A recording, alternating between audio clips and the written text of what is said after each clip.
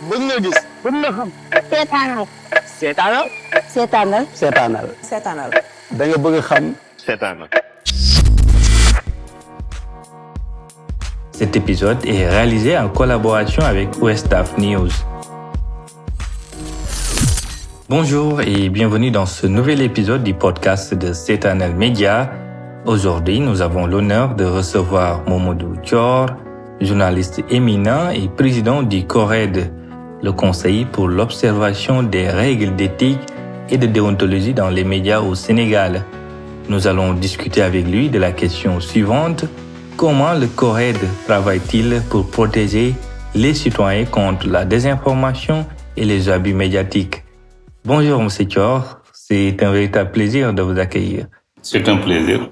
Pour commencer, M. Thior, pouvez-vous nous rappeler brièvement la mission principale du CORED, sa raison d'être au Sénégal? Oui, le CORED est l'organe d'autorégulation des médias. Par comparaison, le CNRA est l'organe de régulation CNRA, qui veut dire Conseil national de régulation de l'audiovisuel. Et le CNRA a été créé par l'État. Le CORED a été créé par les professionnels des médias eux-mêmes, c'est-à-dire les journalistes et les techniciens des médias, pour voir un peu tous les contenus journalistiques au sens large. Est-ce que ces contenus-là sont de bons contenus? Est-ce qu'ils respectent l'éthique et la déontologie? C'est ça la raison d'être du CORED. Et si nous constatons qu'il y a à redire sur les contenus journalistiques, nous intervenons pour remettre les choses donc dans leur place normale. Vous l'avez souligné, les règles d'éthique et de déontologie.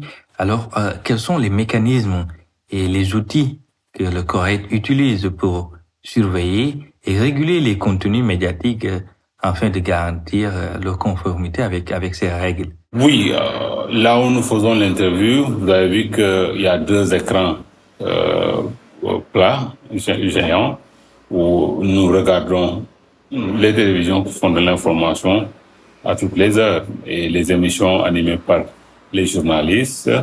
Donc nous faisons un monitoring, même si ce monitoring-là laisse à désirer parce que nous n'avons pas encore des agents qui sont dédiés et nous irons vers ça quand les moyens nous le permettront. Mais pour l'instant, nous faisons avec les moyens du bord et nous surveillons ce que les télévisions qui font de l'information font tous les jours. Et si nous remarquons des manquements, nous intervenons tout de suite pour recadrer les choses. Et il peut arriver que sur des cas, nous estimons que c'est extrêmement grave. Et dans ce cas-là, dans ces exemples, c'est le tribunal des pairs que nous saisissons.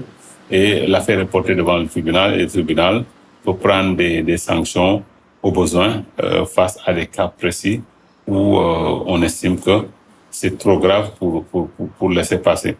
Nous recevons aussi des signalements, même pas plus tard qu'au lendemain de l'entretien que le président Bassirou Diomaye Faye a accordé à certains médias. Donc, le Sénégal nous saisissent parce qu'ils comprennent un peu le rôle du CORED. Les consoeurs et les confrères nous saisissent pour attirer notre attention sur tel ou tel manquement qui nous a échappé.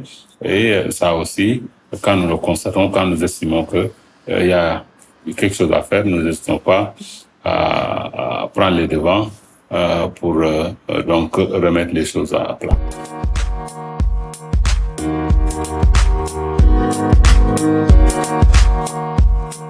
Monsieur Thior, est-ce que le CORED a eu à mener des actions concrètes pour sensibiliser les professionnels des médias dans la lutte contre la désinformation? Oui, il faut dire que la désinformation a toujours existé.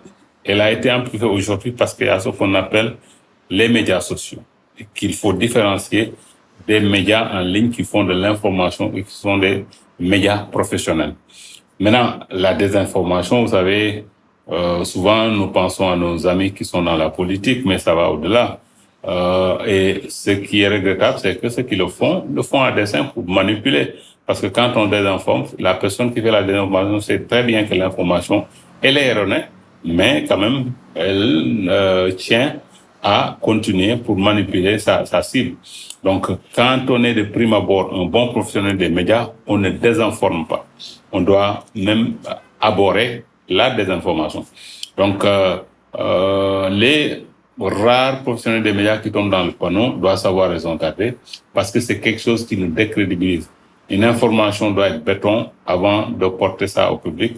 Un journaliste ou une journaliste doit prendre toutes les précautions d'usage avant de donner une information, quitte à être le dernier ou la dernière à la donner, et cette information-là soit vraie et vérifiée, que de se précipiter. Donc, je pense que de ce côté-là, nous sensibilisons et oui, les vrais professionnels savent très bien quelle doit être leur posture et il ne faut pas tomber dans le panneau de l'instantanéité qu'on note avec les médias sociaux là. Les gens font dans la rapidité pour donner une information avant de la vérifier et même de ne pas la vérifier. L'essentiel, c'est que quand l'information que vous donnez, qu'elle soit fausse, c'est le cadet de le souci, quand qu'elle soit fausse, donc les gens qui donnent ça ne s'en préoccupent pas. L'essentiel, que ça soit sensationnel pour attirer un plus grand nombre de lecteurs, un plus grand nombre de clics. Et ça, c'est les plateformes numériques qui l'ont accentué et les professionnels des médias que nous sommes doivent beaucoup se distinguer de ces gens-là. Monsieur Thior, la désinformation est un enjeu majeur de nos jours. Alors, comment le CORED s'assure-t-il de protéger les citoyens sénégalais contre les fausses informations qui peuvent circuler ou qui circulent déjà dans les médias?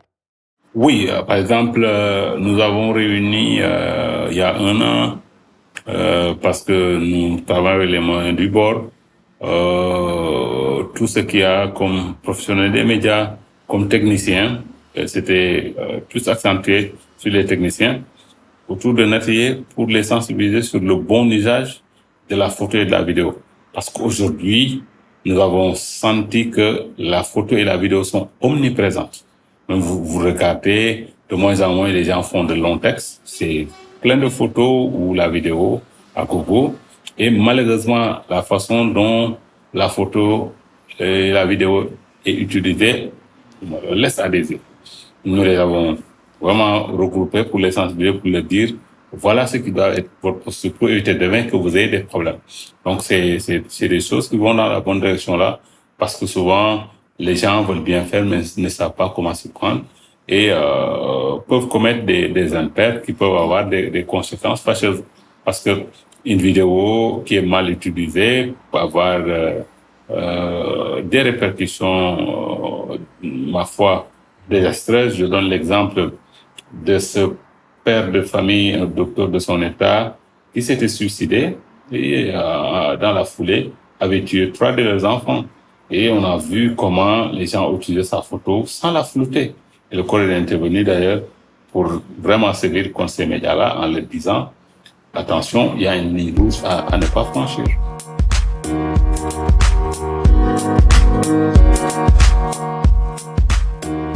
Toujours dans cette logique de sensibilisation, le CORED collabore-t-il avec d'autres institutions ou organisations pour renforcer la lutte contre les abus médiatiques et contre la désinformation? Oui, cette collaboration se déroule très bien, que ce soit Reporters sans frontières, Article 19 et plein d'autres organisations. Nous nous rencontrons très souvent pour parler de ces questions-là et les adresser et faire en sorte que, lutter contre la désinformation. Par exemple, le Comité des Nations Unies aux droits de l'homme, récemment, nous avons même organisé une rencontre sur la question. Régulièrement, oui, nous organisons des rencontres ça et là pour vraiment sensibiliser les professionnels des médias sur cette thématique-là. Parce que c'est une thématique d'une brûlante actualité. Aujourd'hui, le populisme a pignon sur rue à travers le monde. Et avec les populistes, la désinformation a de beaux jours devant elle. Et quand on est un professionnel des médias, il faut être bien outillé pour ne pas tomber dans le panneau. Parce que, comme je le dis souvent, on ne nous pardonne aucune erreur quand on est un bon journaliste ou une bonne journaliste. C'est pourquoi, face à la désinformation, il faut être bien armé. Monsieur Thior, pouvez-vous revenir plus en détail sur les types de sanctions ou de mesures qui sont prises contre les médias ou les journalistes qui enfreignent ces règles d'éthique et de déontologie de la profession? Oui, souvent d'abord, il faut noter que nous privilégions la pédagogie. Vraiment, mais il arrive quand même qu'on soit obligé de passer par le tribunal des pairs du CORED et les sanctions que ce tribunal-là prend partent de l'avertissement, c'est le premier degré de sanction, en passant par le blâme jusqu'au retrait temporaire ou définitif de la carte nationale de presse. Par exemple, quand quelqu'un est multirécidiviste, ne pourra être amené à lui retirer définitivement la carte. Mais si c'est très rare, jusque-là, on n'est pas allé jusque-là, ni de retrait temporaire, ni de retrait définitif. Pour l'instant, nous faisons et dans l'avertissement et dans le blâme. Et pour vous montrer que c'est des sanctions qui peuvent avoir leur pesant d'or. Par exemple, quand on est blâmé, ça peut vous empêcher d'avoir le quitus du CORED, qui est un des premiers documents demandés pour composer le dossier pour obtenir la carte nationale de presse.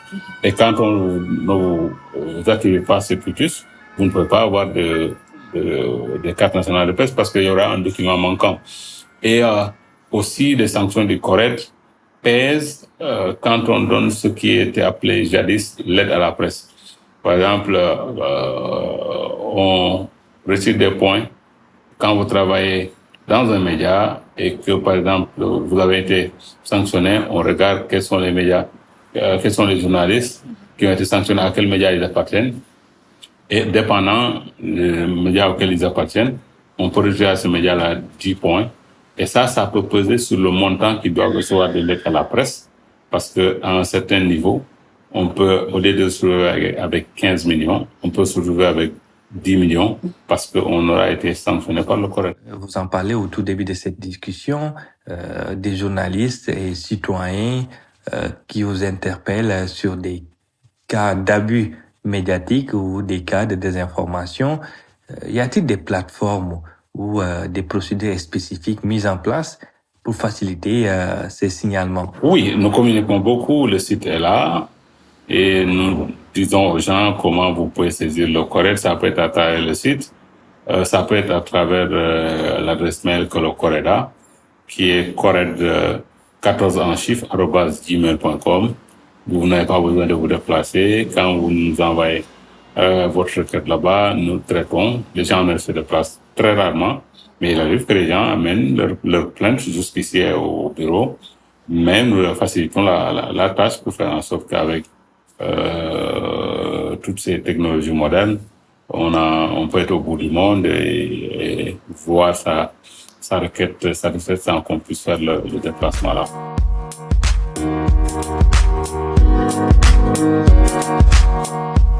Monsieur Thior, depuis la création du CORED, avez-vous observé une quelconque amélioration, disons un impact significatif sur la qualité de l'information diffusée dans les médias sénégalais? Oui, disons que le CORED est dissuasif parce que il y a 3-4 ans, il y a un certain laisser-aller qu'on notait.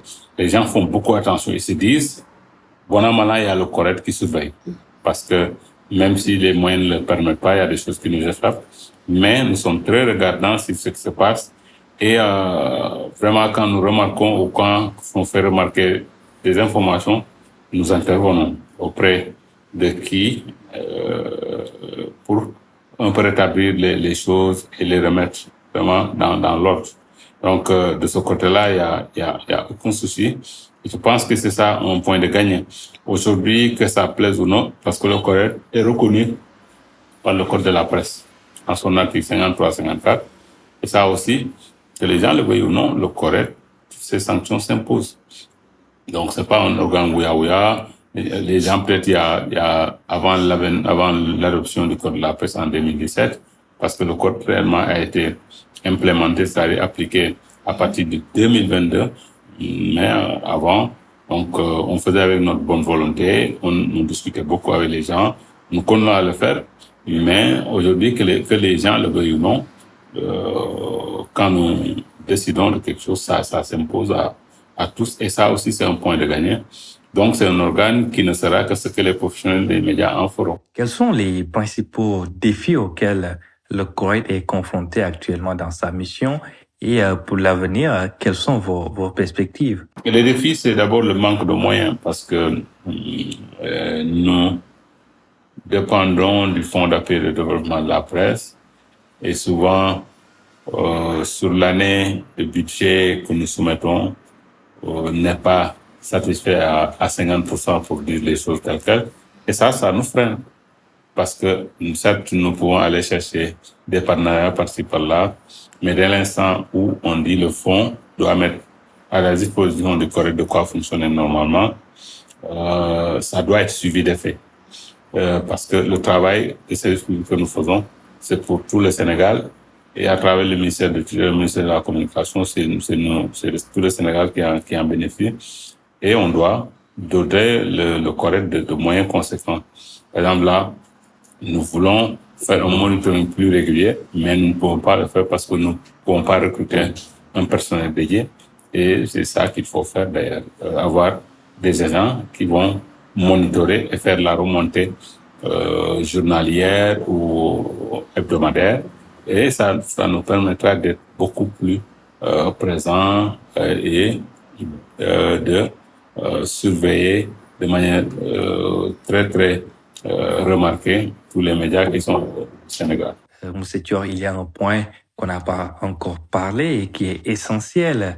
Je veux parler de l'éducation aux médias qui est présentée comme l'une des armes pour lutter contre la désinformation. Le CORED a-t-il des programmes ou des initiatives en place pour sensibiliser le public, notamment les jeunes, à la consommation critique des médias et de l'information? Je vous donne la primeur. Le CORED travaille depuis plus d'1 an sur un programme d'éducation aux médias destiné dans un premier temps au lycée. Après, nous allons descendre au collège. Nous avons travaillé de manière vraiment très sérieuse sur ce programme. Et là, nous sommes en train de finaliser le manuel didactique que nous allons amener vers ces établissements-là. Et vraiment pour faire en sorte qu'à la rentrée 2024-2025, nous allons commencer à aller vers ces lycées-là dans un premier temps, en accord avec les inspecteurs d'académie des IA et les IF, les inspecteurs d'éducation et de la formation, pour faire en sorte que la communauté donc éducative puisse vraiment avoir un regard critique sur les médias, savoir comment se comporter face à tout ce flot ininterrompu d'informations. Donc, aider les apprenants, les enseignants à naviguer un peu dans ce monde des médias qui est en continu et dans ce flot parfois où on se perd. Et nous voulons les aider à vraiment savoir où mettre les pieds. Pour terminer, M. Thior, quel message aimeriez-vous adresser aux journalistes, aux médias et aux citoyens sénégalais concernant l'importance de respecter les règles d'éthique et de déontologie dans la diffusion de l'information? Bon, en direction des médias et des consoeurs et confrères, restons les plus professionnels possibles parce que nous vivons un moment difficile où il y a une perte de confiance entre le public et les journalistes de manière générale, la presse, les médias de manière générale. Mais ça, c'est les vrais professionnels qui pourront rétablir cette confiance-là en se montrant à la hauteur de leur tâche. Ne pas faire comme les médias sociaux ou se précipiter en donnant des informations qui peuvent se révéler fausses. Gardons le cap, ce que faisaient nos aînés. Nous avons la chance aujourd'hui d'avoir de nouvelles technologies qui nous facilitent la tâche, mais pour autant, nous ne devons pas faire dans la facilité en tombant dans des travers qui nous discréditent. Ça, c'est important. Et en direction du public, c'est de ne pas confondre médias sociaux et les vrais journalistes, parce que souvent, ils font le parallélisme rapidement et ils nous jettent l'anathème vraiment parce qu'ils n'arrivent pas à faire la part des choses entre qui est journaliste, qui est technicien des médias et qui ne l'est pas. Et ça, c'est très dommage. Merci beaucoup, Mamadou Thior, pour cette discussion importante. Nous espérons que les auditeurs comprennent mieux maintenant le travail du COED. Merci, c'est un plaisir. Merci à tous de nous avoir écoutés et à très bientôt pour un nouvel épisode de notre podcast.